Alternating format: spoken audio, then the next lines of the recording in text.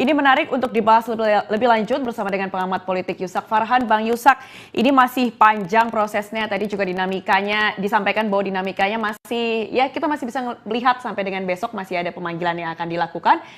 Tapi ada beberapa partai yang belum dipanggil seperti misalnya PDI Perjuangan dan juga PKS begitu sampai dengan malam ini. Ini kenapa sih kira-kira kok PKS ini belum dipanggil sampai sekarang, Bang Yusak? Ya, PKB sudah dipanggil, kenapa PKS belum kan? Iya. Ya memang ini memunculkan spekulasi atau harap-harap cemas. Nah kalau kita lihat sikap PKS kan saya kira sudah sangat jelas kan. PKS melempar signal untuk meminta masuk ke pemerintahan Pak Prabowo Gibran kan sudah beberapa waktu yang lalu kan. Artinya kalaupun PKS diajak bergabung ya tentu PKS sangat siap kan.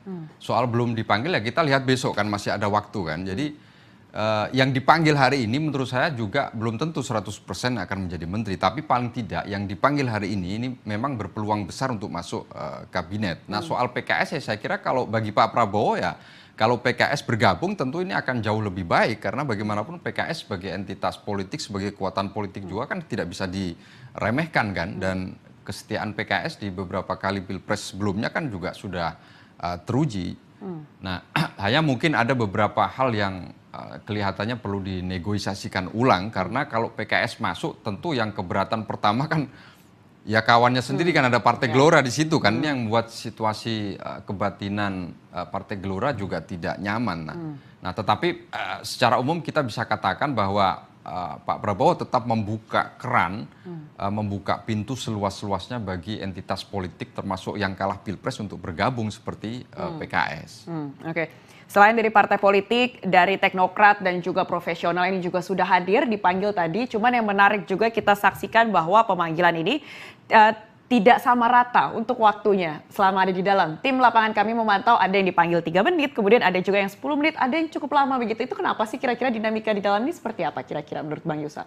Iya, indikatornya tentu bukan berapa durasinya ya, apakah pendek, apakah lama. Tapi bagaimana mimik wajahnya ketika keluar kan, apakah ceria atau tidak. Nah, saya kira itu tanda-tanda paling menggambarkan bagaimana apakah Fik menjadi menteri atau tidak kan. Karena kan dari situ ukurannya yang kita bisa lihat secara kasat mata kan. Jadi kalau soal durasi ya itu tentu berkaitan dengan waktu. Ya belum tentu yang dipanggil lama ini justru berpeluang besar. Sebaliknya yang dipanggil durasinya singkat justru tidak berpeluang, tidak mesti demikian. Karena bisa jadi yang dipanggil sebentar itu justru hanya penegasan saja bahwa nama tersebut memang sudah digadang-gadang sebelumnya kan. Jadi tinggal ya kasih kode saja lah kira-kira begitu kan. Berarti negosiasinya sudah tidak alot di dalam? Negosiasinya sudah tidak alot lagi kan, tinggal penegasan saja sehingga bisa saja durasinya cukup pendek, hanya 5 menit dipanggil habis itu selesai kan. Oke. Tadi juga misalnya ada Mutia Hafid yang sebelumnya di Komisi 1 DPR, kemudian kali ini dipanggil dan isunya ini akan mengisi kursi Kominfo begitu. Nah ini seperti apa? Kira-kira pemindahan atau shifting dari bidang satu ke bidang lainnya apakah akan sehat di dalam kabinet itu sendiri?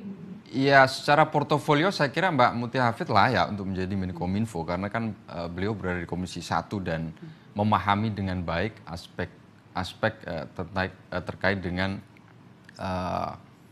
perusahaan-perusahaan strategis di Komisi 1 kan, sektor informasi dan lain sebagainya. Nah saya kira Mbak Mutia Hafid juga termasuk salah satu nama yang dari awal kan digadang-gadang, direkomendasikan oleh Partai Golkar. Nah yang menarik saya kira ini akan menjadi atau muncul sebuah pertanyaan, siapa yang paling banyak panen nih terkait dengan pos-pos menteri ya. Kalau kita lihat nama-nama yang dipanggil memang Gerindra dan Golkar ini paling berpeluang untuk mendapatkan komposisi terbanyak di kabinet. Saya kira itu wajar karena bagaimanapun Gerindra adalah partai pengusung utama Pak Prabowo Subianto. Begitu juga dengan Golkar yang memang punya andil atau punya saham terhadap kemenangan Pak Prabowo Gibran. Kemudian partai yang menarik juga yang lain yang bisa kita bahas terkait dengan Partai Nasional Demokrat atau Nasdem yang sebenarnya ada di dalam koalisi pemerintahan tapi memilih untuk tidak bergabung ke dalam kabinet alias tidak mengajukan nama untuk posisi menteri. Itu bagaimana? Nantinya jika tidak masuk ke dalam kabinet akan ada di posisi apa kira-kira? Ya tentu itu hak politik Partai Nasdem ya. Ini saya kira hampir mirip pada saat Nasdem menyatakan mendukung Pak Anies, tetapi di sisi lain tetap menyatakan setia terhadap pemerintahan Pak Jokowi sampai akhir. Nah, apa gerangan yang membuat Nasdem menyatakan sikap politik seperti itu? Ya tentu kan terbuka spekulasi. Spekulasi pertama tentu ya bisa saja ini bentuk bargaining position Nasdem terhadap pemerintahan Pak Prabowo Gibran. Bisa saja jatah yang diberikan kepada Nasdem dianggap terlalu sedikit atau tidak sesuai ekspektasi. Atau bisa jadi memang Nasdem konsisten untuk menyatakan sikap tidak mengambil pos menteri tersebut. Sekalipun dalam politik praktis agak sulit diterima nalar sehat ketika ada partai politik yang menyatakan mendukung tapi tidak mau mendapatkan pos menteri. Sementara di sisi lain jatah menteri itu menjadi rebutan banyak pihak, bukan hanya yang pemenang pilpres tapi juga yang kalah pilpres. Jadi kita lihat saja perkembangan ke depan seperti apa. Masih sangat dinamis ya, begitu. Ya, saya kira kalaupun misalnya Nasdem tidak mengambil pos kabinet kan sudah menyatakan mendukung, artinya tetap berada di dalam barisan pemerintahan Pak Prabowo Gibran dan tidak akan memainkan peran sebagai oposisi kan. Oke, ini terakhir Bang Yusak, singkat saja ini kan pos kementerian ini akan bertambah begitu ya di Kementerian Prabowo Gibran. Kira-kira nantinya akan seperti apa? Apakah perluasan ini akan efektif? Ya tentu ada plus minusnya ya, makanya dalam revisi Undang-Undang Kementerian Negara penambahan nomenklatur kabinet kan salah satunya dikunci dengan frase penting terciptanya efisiensi birokrasi. Nah tentu ini harus diperhatikan betul oleh Pak Prabowo Gibran, jangan sampai kemudian penambahan kementerian yang lebih dari 34, ya kalau 46, 48 kan kira-kira bertambah sekitar 12 sampai 14 kementerian lagi kan.